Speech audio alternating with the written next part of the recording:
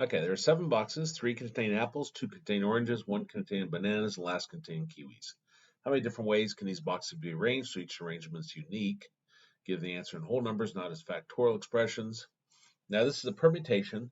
Specifically, it's permutation where you have some like items. That makes a big difference.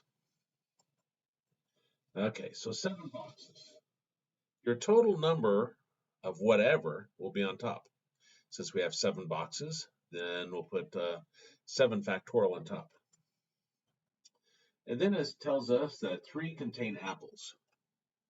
So this would be my 3 factorials. This is the apples.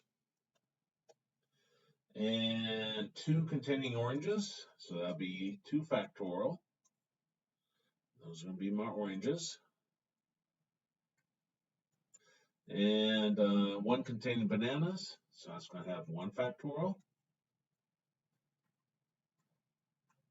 And what's the last one?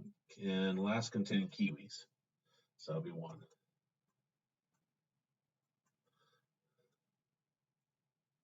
Okay, so that's our setup.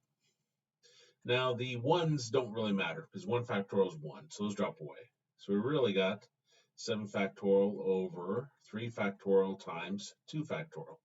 When you plug this into the Excel, you have to make sure you put parentheses around the bottom, since there's more than just a single factorial there. On top, we don't need to worry about it. So I'm going to do factorial 7, that's on top, divided by, notice the use of parentheses. Parentheses are on the bottom, so I'm going to do a beginning parentheses, fact 3 times fact 2. And again, notice the parentheses there.